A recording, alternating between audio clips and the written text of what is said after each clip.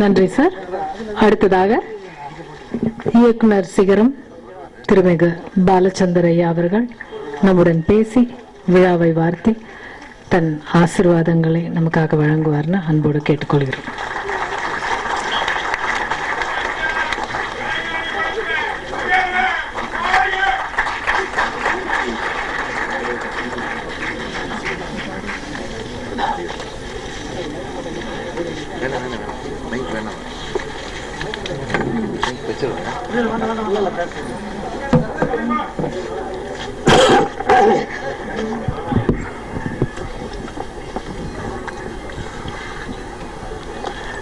அனைவருக்கும் வணக்கம்.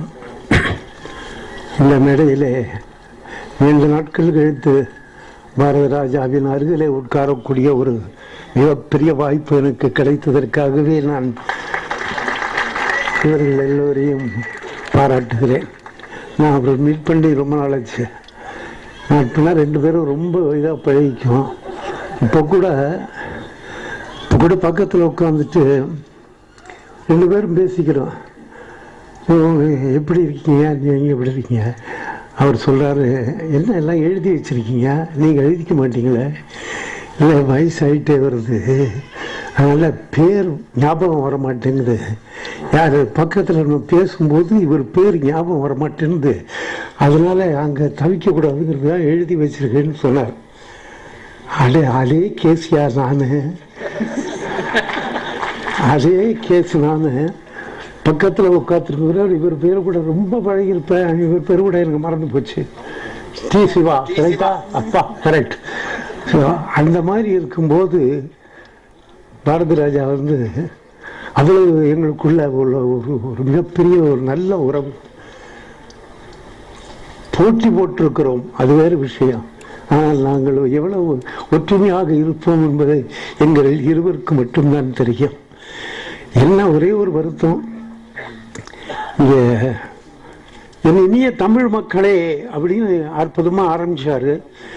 அடுத்தாப்புல சொல்றத பிதாமகர் பீஷ்மர் அவர்களே இறங்கிட்டார். அது மட்டும்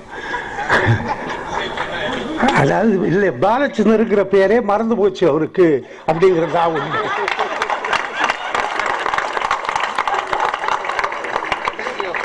அதனாலதான் பீஷ்மர் பிதாமகர்னு அந்த வார்த்தையெல்லாம் வந்துருச்சு. நான் பாலச்சந்தர் சார்,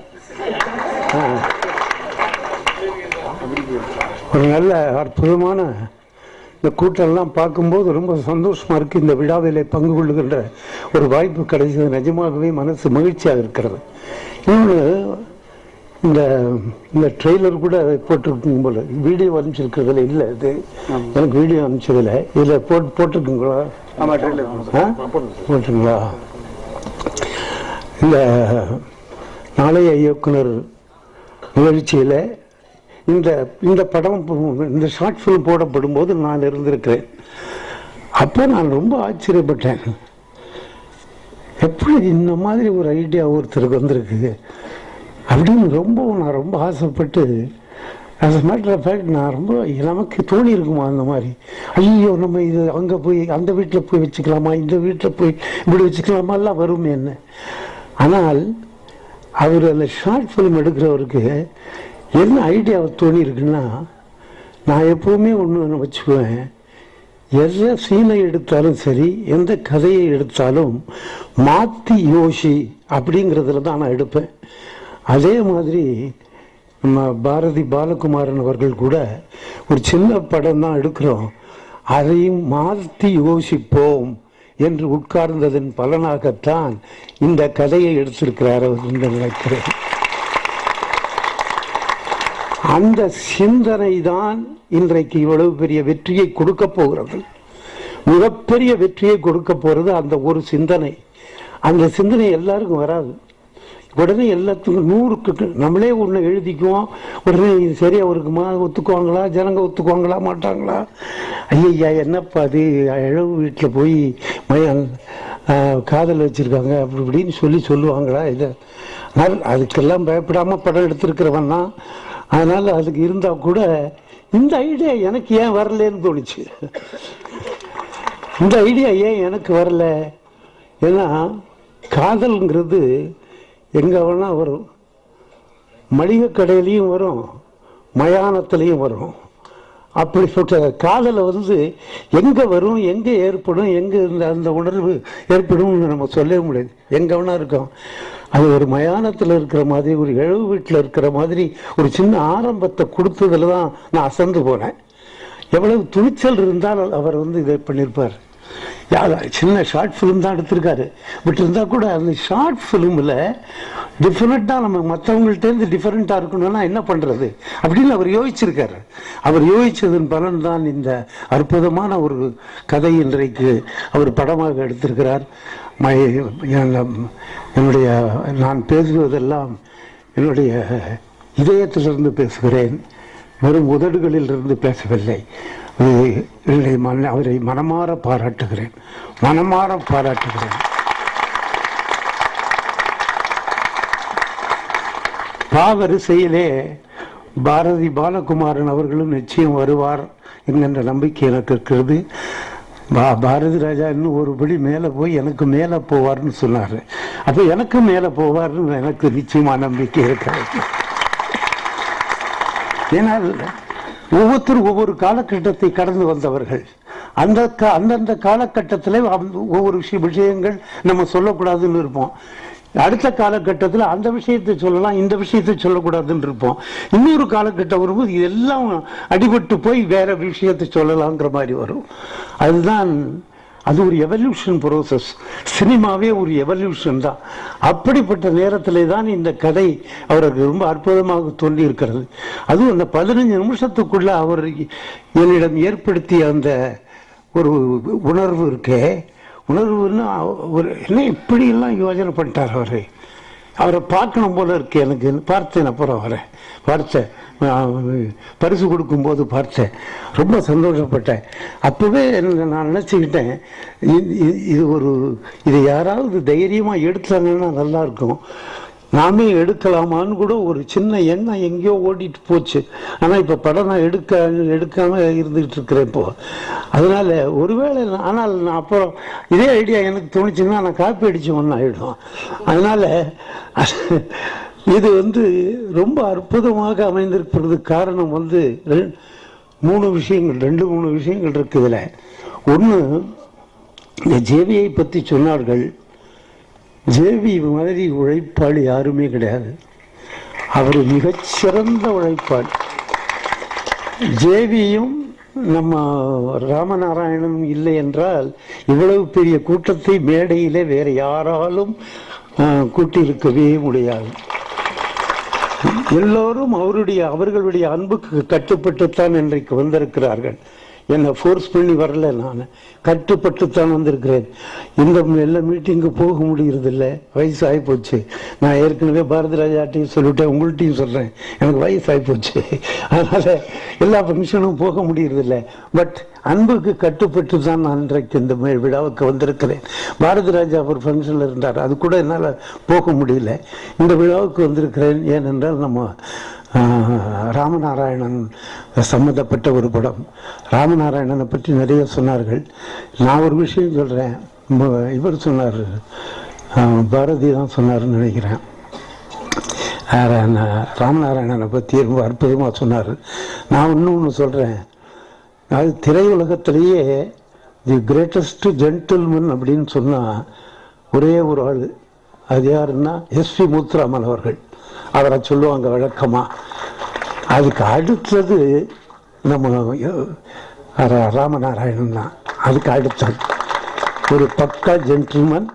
அவர் பேசுறது யாரையும், பாரதி ராஜா சொன்னார், அவர் வந்து யாரையும் புண்படுத்துகிற மாதிரி பேச மாட்டார். எல்லாரும் வாழணும்னு நினைக்கிறவர். அதுதான் தேவை, அதுதான் ரொம்ப முக்கியம். நம்ம எல்லாம் வந்து மற்றவன் வாழக்கூடாதுன்னு நினைக்கிற ஒரு உலகத்தில் எல்லாரும் வாழணும்னு நினைக்கிறது தான் மிகப்பெரிய ஒரு நல்ல குணம்.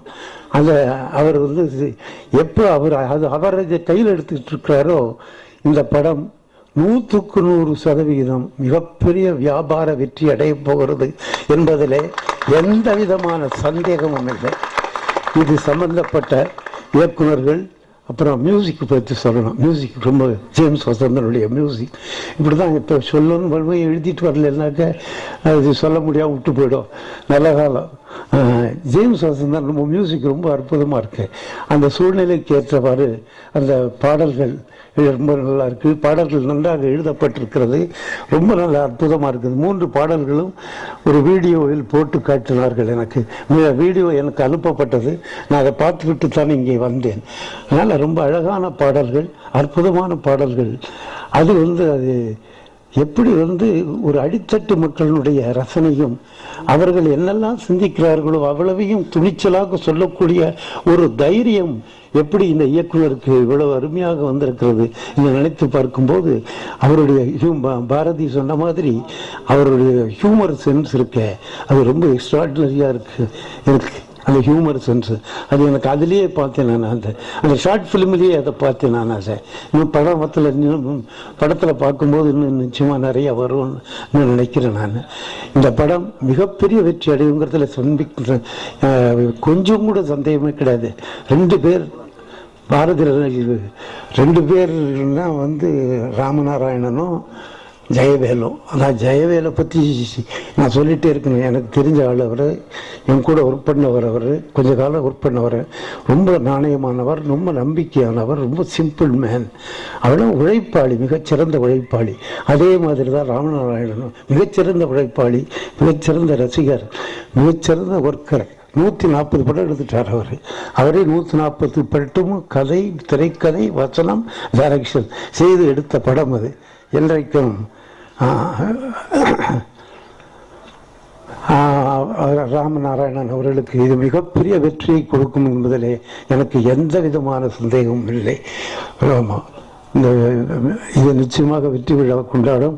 வெற்றி விழா கொண்டாடும் போதும் நானும் வருவேன், அப்பொழுதும் நானும் வருவேன் என்பதை சொன்னீர்கள். மாஸ்டர் மகேந்திரனை பற்றி நான் சொல்ல வேண்டும். அவனை என்னுடைய சீரியலில் ஒரு சின்ன பையனா, மாத்துண்டு சின்ன பையனா நடித்தான். நடுக்க அங்கே இங்கே ஓடிக்கிட்டு இருப்பான். அவங்ககிட்ட வேலை வாங்குறதே அப்போ சிரமமாக இருக்கும். அப்படி அந்த பையன் அடிக்கடி பாப்பா என்ன ஏதாவது சீரியலில் வேலை வாங்குறதுக்கோ படத்துலேயோ வேலை பார்க்குறதுக்கோ அடிக்கடி பார்க்குறது உண்டு. அவனை பார்த்தா அடிக்கடி வச்சுட்டு பெருசாக பண்ணியிருக்கான். அவன் மிகப்பெரிய ஆர்டிஸ்ட் கூட கம்பேர் பண்ணுற அளவுக்கு அவன் இதில் பண்ணியிருக்கானோன்னு ஒரு சில இடங்களில் எனக்கு தோணுச்சு. ஒரு சில இடங்கள் பார்க்கும்போது ஒரு சில க்ளோஸ்அப்ஸ் மட்டும் சொல்கிறேன் நான். அந்த க்ளோஸ்அப்ஸில் அற்புதமாக அவன் செய்திருப்பதை என்னால் உணர முடிஞ்சது. அது மாதிரி பண்ணியிருக்கிறான். அவன் நிச்சயமாக ஒரு பெரிய ஹீரோவாக வருவான். இருக்கிற கதாநாயகிகளோடு டுவேட் பாடுவான். நமிதாவோடு கூட டுவேட் பாடினாலும் பாடுவான். இந்த சந்தர்ப்பத்தை எனக்கு ஏற்படுத்தி கொடுத்த ராமநாராயணன் அவர்களுக்கு என் நெஞ்சம் கனிந்த நன்றி பல. உங்கள் எல்லாருக்கும் என்னுடைய வணக்கம். இந்த படம் மிகப்பெரிய வெற்றி பெற வேண்டும் என்று எல்லாம் வல்ல இறைவனை வேண்டி விடைபெறுகிறேன். நன்றி, வணக்கம்.